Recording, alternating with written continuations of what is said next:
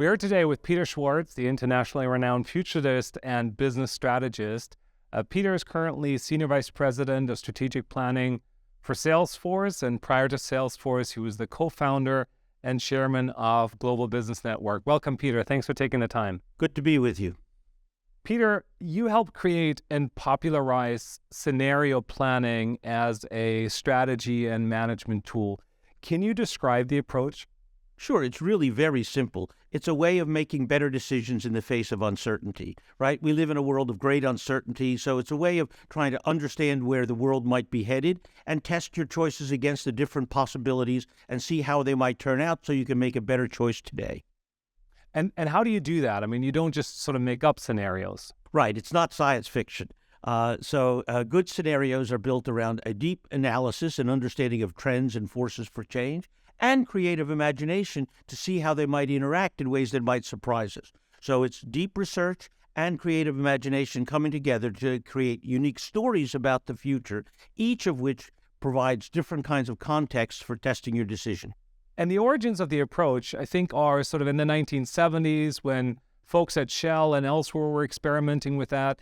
That, of course, was a time of deep political and particularly economic uncertainty. Are there some parallels to this current moment of turbulence? Yes. Look, the current moment is about as great uncertainty as I've experienced in almost 50 years. But it is true that in the 1970s, we had oil shocks, and like we're seeing today, we saw a big wave of inflation like we've seen today. We saw geopolitical conflict. The Cold War was going strong in those days, and so on. So we had a number of the similar kind of forces at work creating similar kinds of uncertainties. So you take, for example, in 1979, we had the Iranian Revolution that created enormous global disruptions in oil markets. It led to political conflicts and so on. And as a result, major upheaval around the world and critical uncertainties that shape decision-making. And so, based on your experience, having spent decades working with senior executives on thinking through these kinds of challenges, distinguishing signal from noise, what are some of the ways that you urge executives to think about current geopolitical turbulence? Well, look, we're in a really quite remarkable environment where, usually the kind of context is shaped by, say, one or two forces, maybe economic change or some political disruption or a major technological change like the birth of the internet.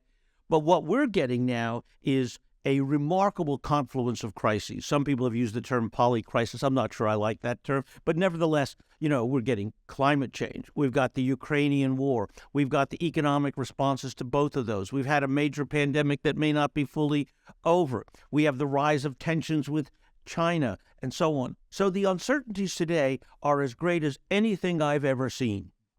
And you spoke about these different factors, these different sort of vectors of turbulence. They're not all independent of one another, right? What are some of the connections between them as you see them? Well, that's really quite critical in the result. These are not independent forces. So the inflation is very much a direct result of our response to the pandemic and the stimulus that was needed to deal with that.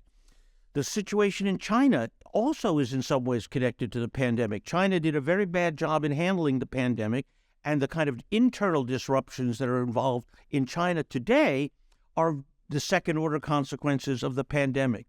We see in the Ukraine, the war where Russia's invaded the Ukraine, but it's created big problems in the energy markets around the world, oil and natural gas. And that disruption is flowing elsewhere as well, affecting economic conditions in the United States, in Europe, Japan, and elsewhere. So these are highly interconnected forces. Behind those lies things like climate change, which is producing major changes, big storms, major floods, disruptions in agriculture markets. So these are highly connected phenomena in a unique way. And is this connectedness one of the reasons why you would suggest leaders don't look at any one of them in isolation? In other words, not ask themselves, will relations with China get better or worse in a sort of binary way or linear way, but rather begin to think about how that might be interacting with other factors out there, precisely the kind of thing that scenario planning is actually quite good at, right? The interaction of these different factors. That's exactly right. And look, good scenarios are good stories. Stories give meaning to facts, and stories integrate. They integrate forces. They integrate dynamics over time. They tell you how things get better and how they get worse. So it is a result of telling really good stories that create the ability to change your mind. Because the idea is to be able to take surprising possibilities seriously today. And stories lead to what in drama is called the suspension of disbelief, right? That allows you to think about possibilities that you might otherwise reject. So a story integrates all of those things into a coherent view of what may happen. I have your book, The Art of the Long View, right Thank here. you. I've had it for 20 years, and you told me just prior to us recording that it's still in print, and people are still using it 3 decades after its publication. That's true. I mean, it really surprises me, to be candid. It was published around 1991, I think. So we're now 31 years in. Nobody seems to have written a better book. I hope somebody can, that we've progressed it far enough. But the truth is, it is frankly a very easily readable book. And that's why, it is so widely read. Business school professors can get students to actually read it. I don't know if you can do any of this on the spot because you've spoken about the deep research that is required, but can you give a flavor of what it would look like for a group of current executives who've read the book and sort of internalized the methodology, begin to try to make sense of what's ahead, the factors that you just described before, using that kind of thinking? Sure. Look, most of what you need to know is, they're in the newspapers every day, in the New York Times and the FT and the Economist and so on. So the kind of forces of demographics, of environmental change, of economic variables and so on, major technological advances, are really quite accessible. But the truth is that if you really want to see the big surprises, what you need to go out and do is talk to what I call remarkable people, people who have their fingers on the pulse of change. You worked with one of those, Steve Weber, many years ago. I consider Steve one of those people, and he really understands the structure of geopolitics in a very deep way and its economic consequences. You want to talk to people like Steve. But let me give you a concrete example of what I mean by a remarkable person of challenging. One of the very first projects my company, Global Business Network, did 30-some years ago was for AT&T. And we had in that workshop a remarkable guy named Peter Gabriel, the British rock star. And we were looking at different possibilities for this new thing on information networks and the digital economy. And the CD had just been introduced. And one of the executives turned to Peter and said, "Peter, what are you going to do now that everybody can, in fact, make perfect digital copies of your CDs?" And he said, "Look, I'm going to treat it like free advertising. And when I know that they're pirating my CDs in Jakarta, I follow it with a rock concert. I make my money on concerts, not CDs." That became the business model in the music industry. And Peter saw that 6-7 years before everybody else, because he was deeply in the throes of the technology and in the music. You look for moments like that to see those remarkable moments of surprise. So in other words, don't lock yourself with your team into a room and sort of think for 48 hours straight, but rather get out, connect, gather information, bring diverse perspectives into the conversation? Exactly right. And you used the key word, diverse. Every time I've been wrong about the future, 100% of the times, it was because of a lack of diversity in the room, right? We were just talking to ourselves. There was no one to challenge our thinking. So that is the single most important quality of the group that is, in fact, thinking together about the future, is to assure that there's a diversity of points of view. Now, there's a sense that the world is accelerated, right? You can see this in terms of the speed of diffusion of certain innovations, right? The number of years it takes for a technology to reach, X number of households and so on, that politics are faster, that our media ecosystem is accelerating everything. Does that have implications for the way business leaders have to think about the future, or does that not really change sort of the value of this kind of narrative-based exploration? No, look, the speed of change is real because of the level of communication. We're just connected in ways that we weren't before. When I started, there was no internet, there were no cell phones, there were no laptops, there were no iPads. None of that existed, right? And so, you actually printed stuff out and put it in the mail and sent it around the world, right? You don't do that anymore. You upload it, and it's there instantaneously.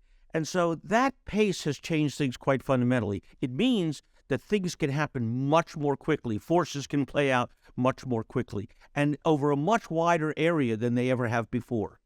In 2015, if I'd said to you that in 2020, oh, by the way, the world will be shaped by a global pandemic that emerges out of a market in Wuhan, you said, what? Where did that come from? And you would have tended to dismiss that scenario as very low probability and wouldn't be prepared. right? So scenarios help you figure out what it is that you should focus on in order to make sense of the direction in which we're going. What are some other tools that you think leaders ought to be leveraging to navigate this very challenging environment? Well, using simulation tools, good modeling, for example, some things lend themselves very well to that kind of thing. If you're talking, for example, about the spread of a business around some place like India, you can actually begin to model the kind of urban spread around India. So you take scenarios and you embody them in models, for example. That's one. You want to be looking at things like demography, making sure you're in line with trends. And demography was always very stable, but now we see, for example, birth rates changing rather dramatically. And as a result, what we see is the forecasts for population have turned out to be quite wrong in many countries as a result. So you want to dig into the forces behind things like changes in demography.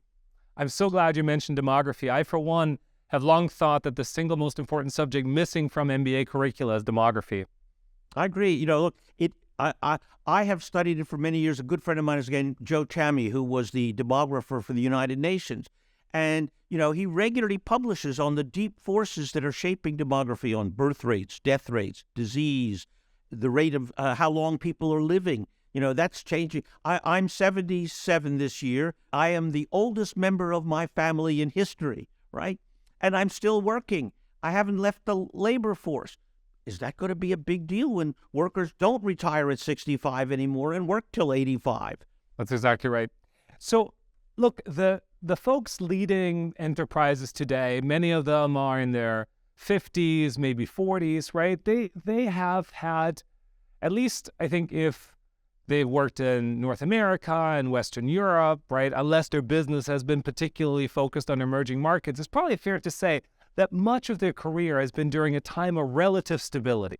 Absolutely. Look, one of the scenarios in my book is called Market World, right? And it's a world dominated by markets. And that has been the world that we've been in for the last, call it 20-some years, very much like that scenario in the book.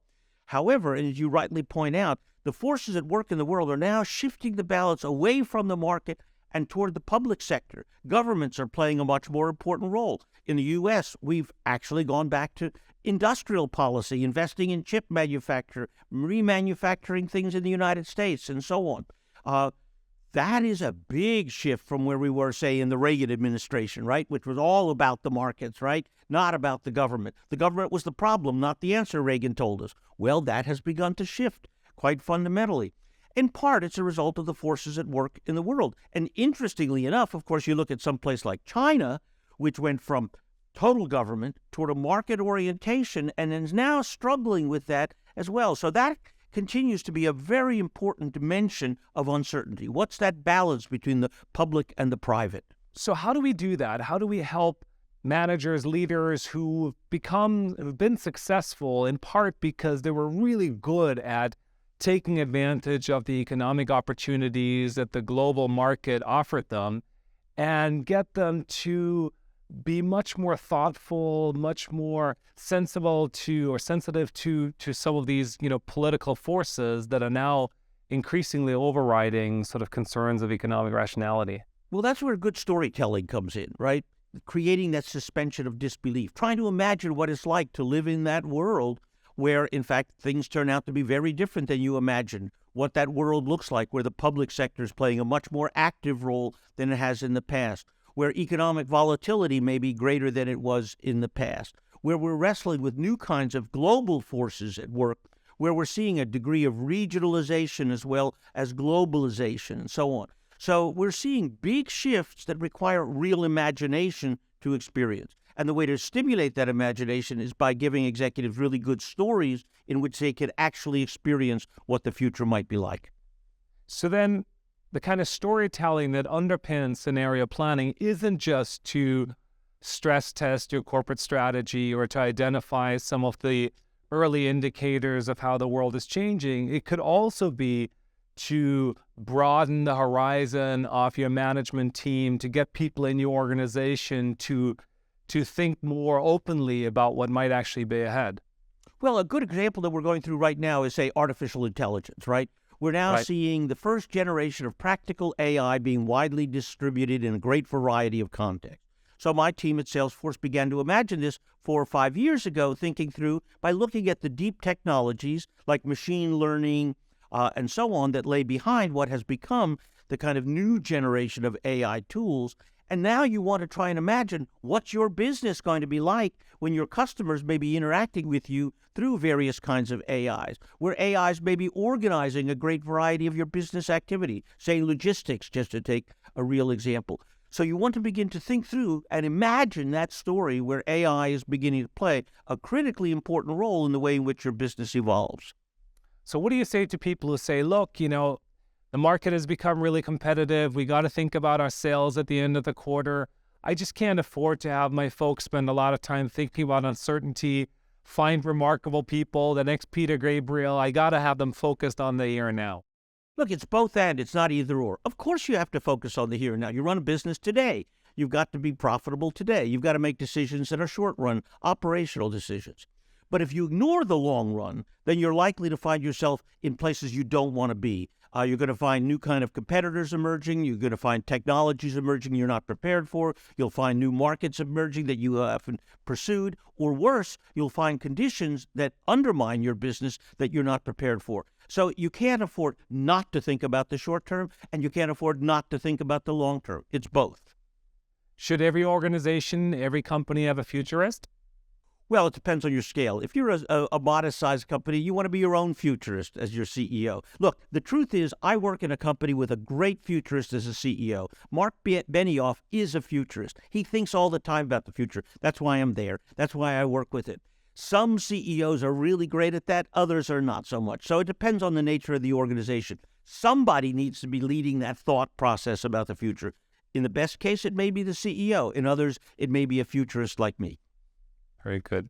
So the approach is very much about getting people to think for themselves about what the future might hold. But, how does Peter Schwartz think about the next 8 to 10 years? As we're in this moment of global turbulence, in the book, you wrote up a couple of scenarios, from that point of view in the early 1990s. And as you say, one of them probably resembled what ended up happening a little bit more closely than the others. What do you look at now? Well, look, there's a few really, really big, important things happening in the world. One that most people may not have noticed, and I think it goes back to demography. A couple of years ago, the world passed a critical threshold. That is, there are now more people over 65 than under 5. This is the first time in human history anything like that has happened. That's a very powerful force. So what that means is that what we're going to see is a big shift in the nature of the workforce, in education, in militaries, and so on, as we have a much older society. And we've seen it in the dramatic drop around the world in birth rates and growth rates in many, many countries. Some countries are even seeing a decline in population. The implication of that, in turn, is a continuing huge expansion of immigration. Look, in the U.S., this has been a big issue, but we need immigrants for our labor force. Other countries like Japan, which don't permit immigration, have basically retired. They're living on their foreign income and so on. So what you see is that demographic force is very powerful. Another major powerful force, of course, is the rise of China. It is hard to ignore 1.5 billion people becoming wealthy. But not far behind them is India. So when the world was really run by the United States and Europe and maybe the old Soviet Union, you remember those guys, there is now a world where we have multiple sources of power that are large and growing in their influence. China, India, U.S. is still very powerful. Europe has gotten its act together. Russia, not so much, right? They're just small bullies. But in the larger world, these new power centers are going to reshape global geopolitics, including global trade. So trade was very much, in a sense, things got made in Asia and bought in the United States and Europe. That's going to shift. We're now going to see a much more complex trading system that emerges out of that geopolitical consequence. Behind that lies climate change. We are already in the world of climate change, so we're going to see continuing major disruptions from climate change. But at the same time, we're seeing also massive technological change, mostly for the better. New energy sources, huge expansion of renewables. We might even see the beginnings of fusion power in the next decade. Fundamental breakthrough. And it's hard to overestimate the continuing impact of IT, things like AI, the fact that everybody's got a smartphone in their pocket, a personal computer everywhere, and satellite communications is making that network available all over the planet. So the combination of those forces are going to lead, I think, to a period of major disruption, but I'm actually fairly optimistic when I look at the capacity of the world to respond to these kinds of forces. So yes, there are dark forces. This is a world where these giant geopolitical centers could lead to great power war. That's not implausible any longer. That is a possible scenario. Conversely, the interests of literally several billion people trying to get rich work toward keeping things peaceful and prosperous. So from my point of view, I tend to be somewhat more optimistic. That's partly my personality, to be honest. So I'm a little bit biased in that regard. But if you look at the long trajectory of human history, we are so much better off today than we've ever been in human history that it leads me to say, the odds are in favor of a better outcome. And so then with such a range of different outcomes, you ought to be ready for both, know what indicators would suggest that you're moving in one direction as opposed to the other, and make sure that as you're placing your bets, you're not all in on one side or the other. Is that right? That's exactly right. You've got the methodology perfectly right. You need to test your case against your strategy, your choices against all these different possibilities. What happens if a war between the United States and China breaks out? That is a real possibility today in a way that it wasn't, say, a decade ago, right? So those kinds of things can happen in this world. What happens if we have a major financial crisis, say like 2007, 2008? Not implausible. What are the implications of that? But also, what are the implications of another 2 billion people getting rich and moving around the world and living far better, live longer, and so on? Yes, resource consumption on the one hand, but they have an investment in the prosperity of the system and leading to greater stability and greater prosperity for more. So both are real. This is wonderful. Thank you so much, Peter, for sharing these insights with us. I think everybody listening to this is going to have a better sense of how to think about this uncertainty, and hopefully is going to benefit from your wise counsel to make better decisions going forward. Thank you so much. Thank you for having me.